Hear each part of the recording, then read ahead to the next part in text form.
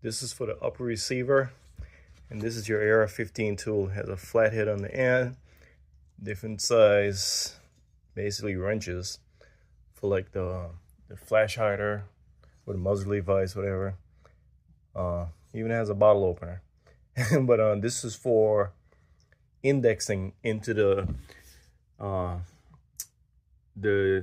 guess the GI style or mil spec style barrel nut. This is a cheap tool. It feels like pot metal actually, and it's about to be rounded off if I use it too much more. I actually have a heavy duty one of these. I got one for Christmas one year. It's a heavy duty one, but I misplaced it somewhere in the house. I'll find it eventually. But this should be able to do what I need it to do to get, because I'm removing the rail height gas block. I'm removing the Magpul, what is it, MOE? I forgot the acronym.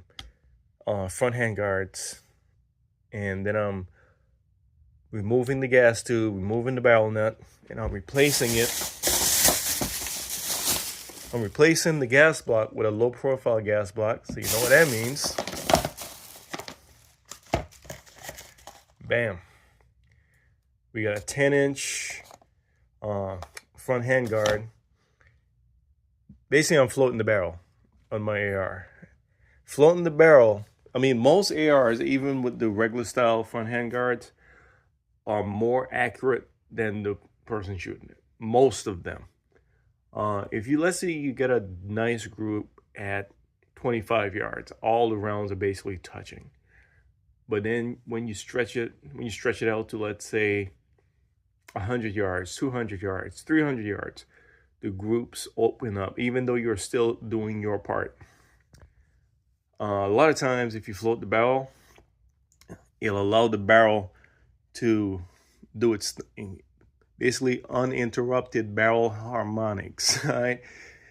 Because you don't have the same grip every time. You might be pulling back more, you might be pulling down more if you're using a tripod up on the handguards like I do sometimes. That's gonna affect your barrel harmonics, which will affect your groups, which is more noticeable the greater the distance. All right, so all this will do is tighten up the groups. That's all it really does. It won't make you a better shooter. You still got to do your part, but you're basically accurizing the gun a little bit by floating the barrel. I can't show you, of course, you know, YouTube prevents me from showing the actual process. Yeah, this is the killer dog right here. Come in my house, you don't have to worry about that. You got to worry about her. Right, Tinkerbell? Right, Tink Tink? But again, I'm basically making the gun a little bit more accurate. So let's go ahead and get this off and this on.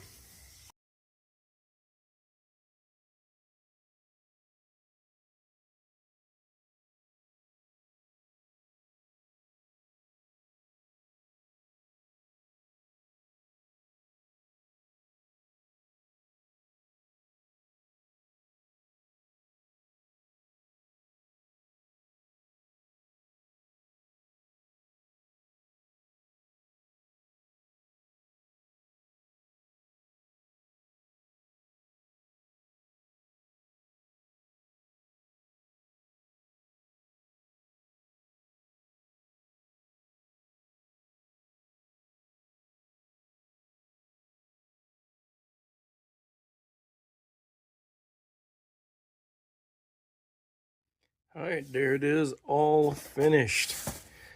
Put a quick release for the sling on the front, M-lock.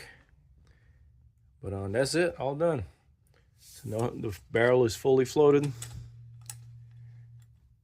So of course I gotta re-zero the gun, but I'm finished. All right, with iron sights, I was all over the place here because the doggone front handguard had come loose and I didn't realize it. I'm shooting with irons with the backup sights. So once I tighten it down, these two these two, and these two. I'm aiming here, trying to hit here. So I'm gonna leave that alone. For irons, I think this is really good, but this is nice. This is back when it was kind of loosening up. I was chasing the zero at this. It was all over the place. Then I couldn't see because of the colors. There was no contrast. So I made these little circles. I came to this one. I was aiming here, and I did this. These two were touching. Then that's when I realized that the doggone front handguard was loose.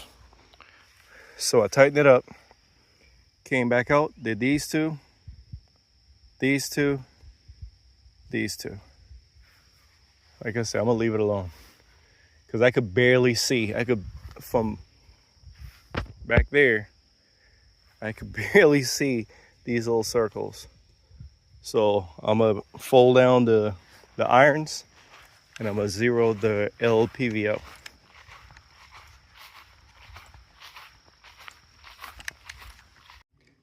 All right, I just fired 5 rounds using the LPVO and max power 6X, and I think I put all 5 in the box. Yep.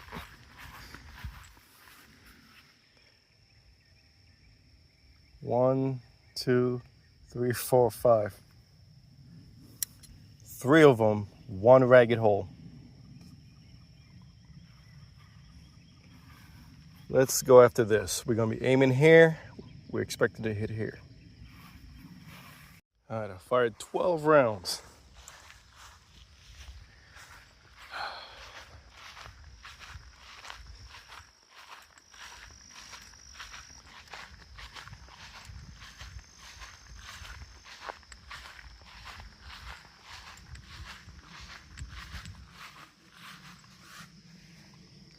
Aiming here, and that's where I was expecting the impact.